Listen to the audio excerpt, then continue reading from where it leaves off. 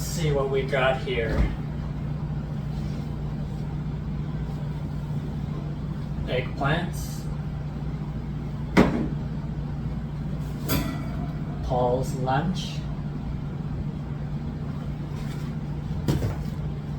And RyeField's brand new 1/35th scale Sd.kfz PUMA. Might be a little past its expiration date, but let's check it out. The PUMA. So before I get started, I'll just give you a brief biography on this armored vehicle. German, Second World War, of course. I'm going to try my best to pronounce this.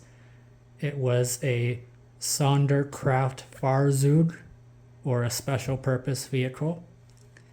Came out about the mid to late war era. It was armed. Well, biographies say it had anywhere from a 30 to a 75 millimeter cannon. This particular model's got the 50 millimeter L60 KWK 39 main cannon, as well as an added MG42 gun. And it was mainly used on the eastern and western fronts. Now, I'm sure you know me by now. I don't build tanks or armor of any kind.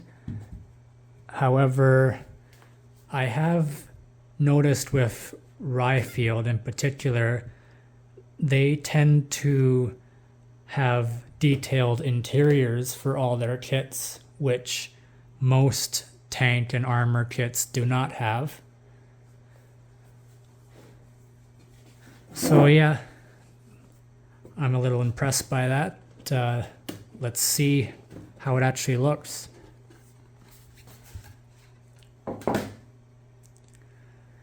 Okay, so the model is in a tan plastic. Got a few sprues here.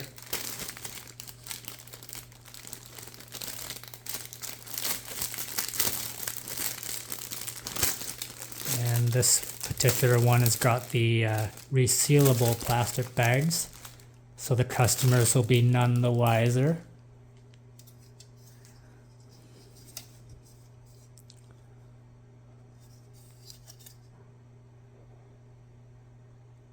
So the surface detail looks pretty good.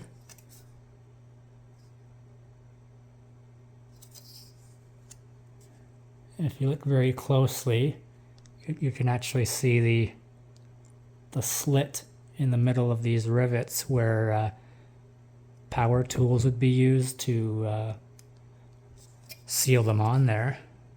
That's a nice touch. This would, of course, would be parts for the main body.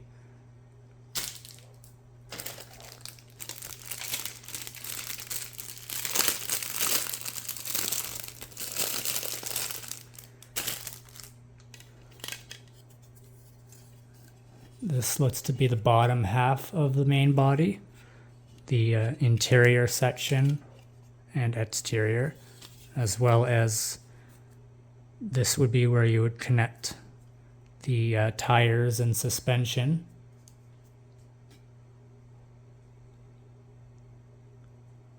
Again, nice details.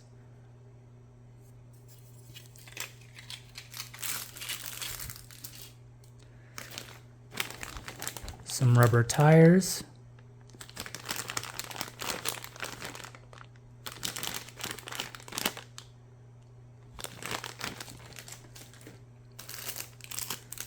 The turret, it's one part. I'm not going to bother taking it out of the bag.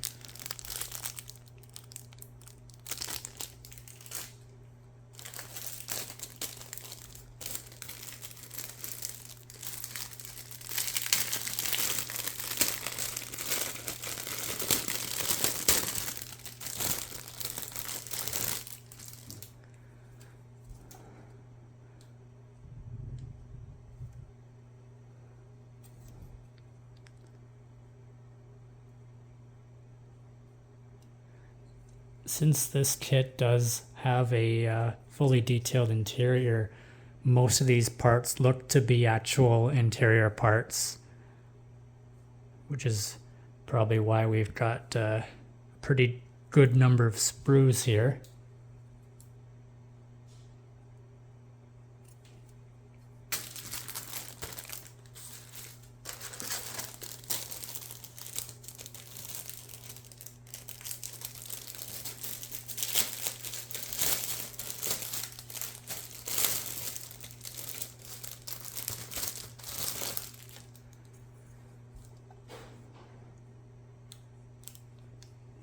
This is parts for the displayable engine.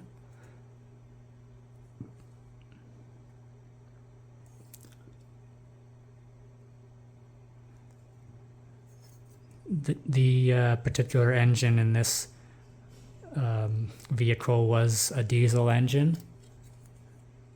So just imagine how much that would cost to fill up nowadays.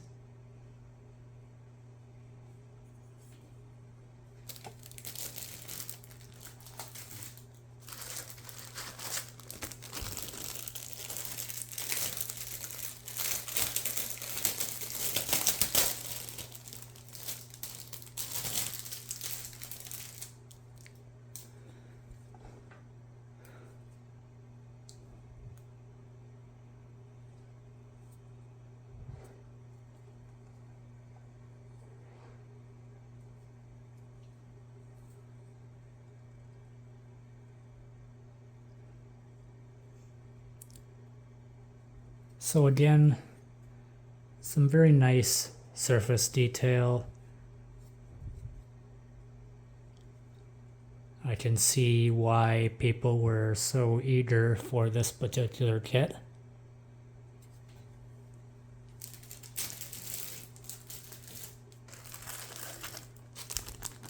This would just be jerry cans, stuff that is displayed on top of the vehicle.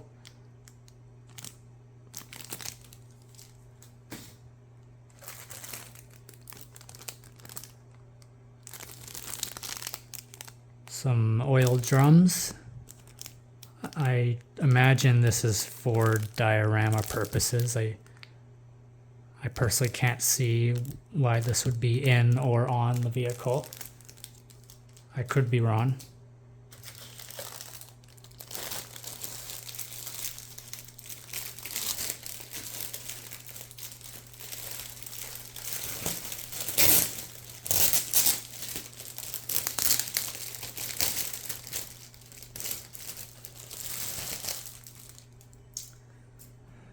So we got twins here, so I'll only take a look at one.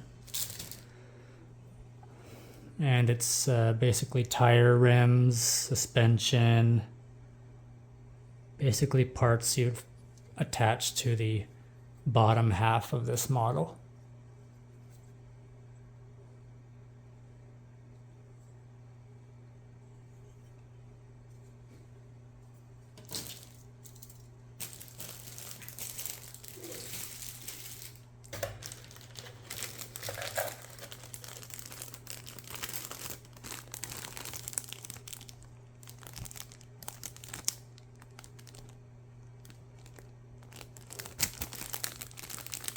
Now that's some nice detail there. Kind of like, almost like corrugated, except it's dots.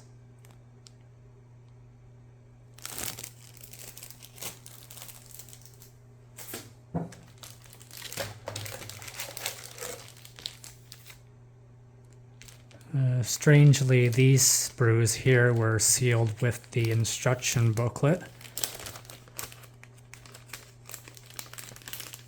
They must be special.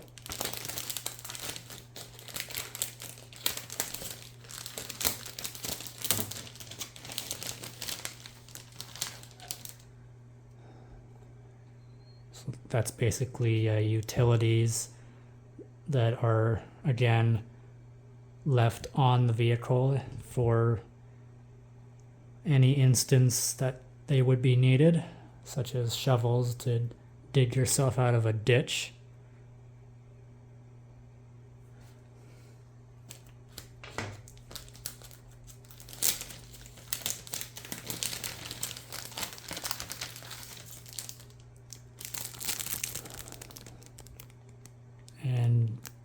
some more utilities, more shovels, water canteens, map cases, gun holsters.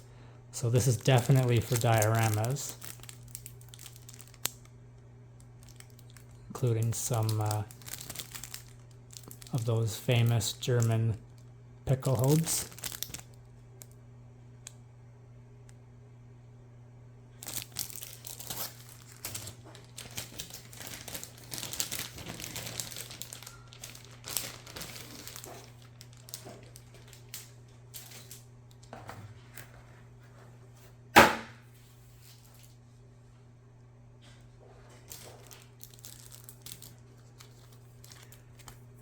So on one side of this card, you got your decals.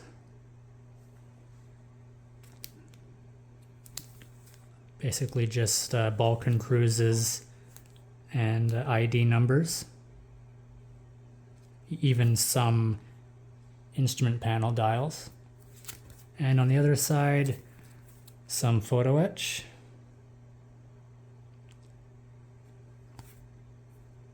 From the looks of it, it looks like a thicker sheet, so that'll be a little tricky to cut.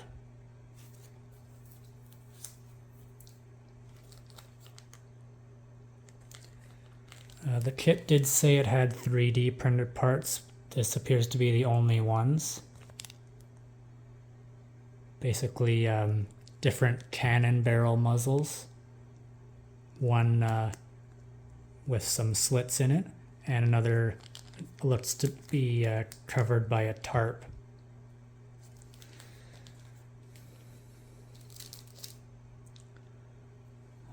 Polycaps, no doubt that's for the tires so they can move.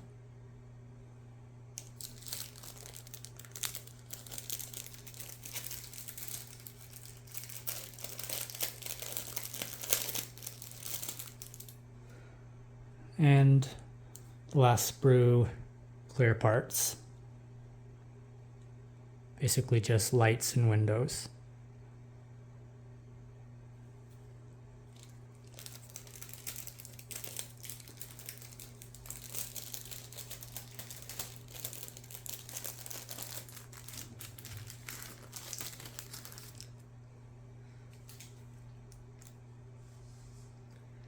They do also include this hair-thin piece of rod tube. I don't really know what this is for. I'm sure the instructions will mention something.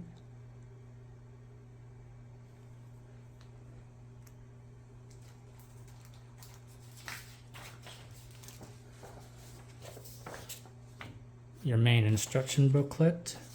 And they also include this one added page for the oil drums and jerry cans.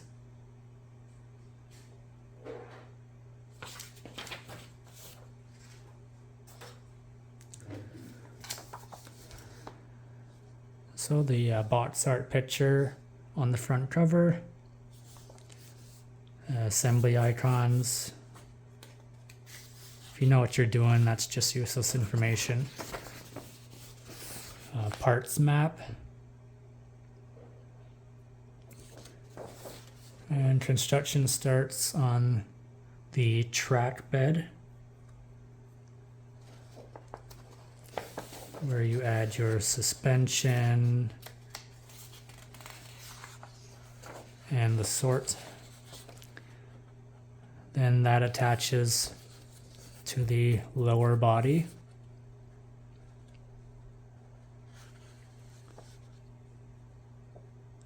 And then you start getting to work on that interior.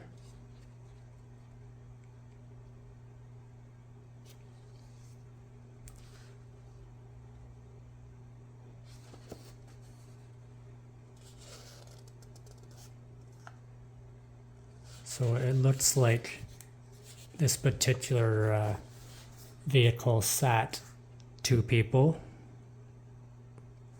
possibly more. I could be wrong.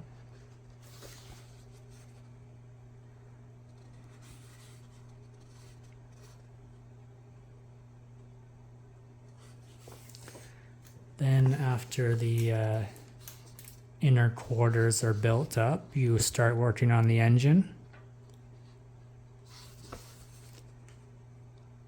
And once that's built up, it goes inside the front section. And I'm pretty sure later on there's a front hood that allows you to display it if you want to. Tires go on next. Then some hatches, probably for holding on to if you're going through rough terrain.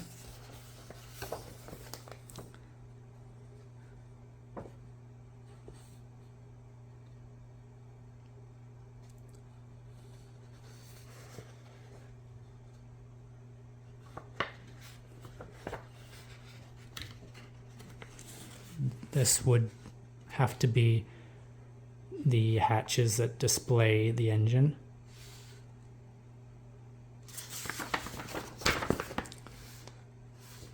Then all the halves start coming together.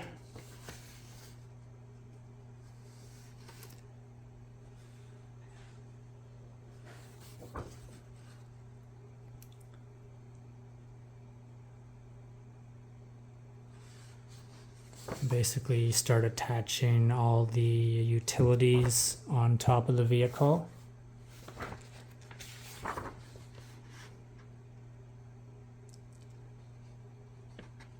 Much of the same. Then you start working on the turret, which has two hatches that you can position open or closed.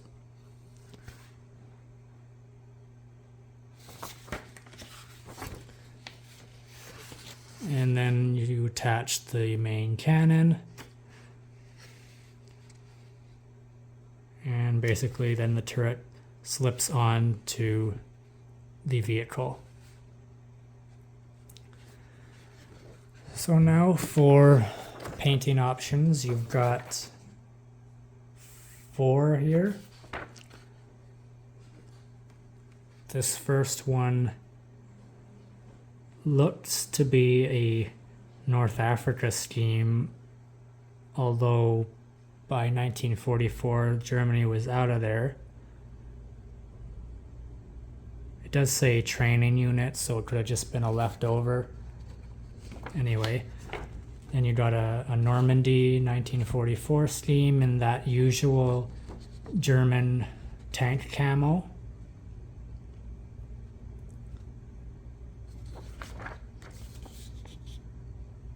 And basically the next 2 are the same thing, just different identification numbers.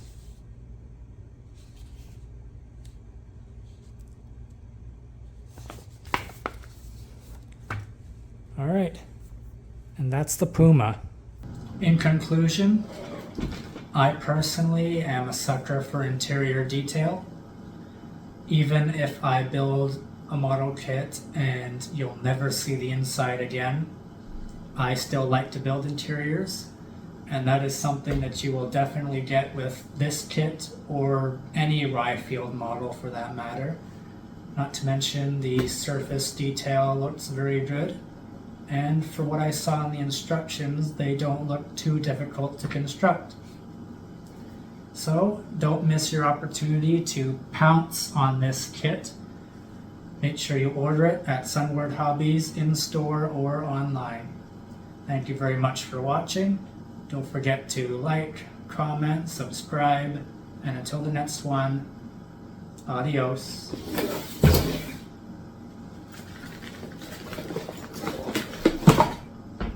Burgers. Nice.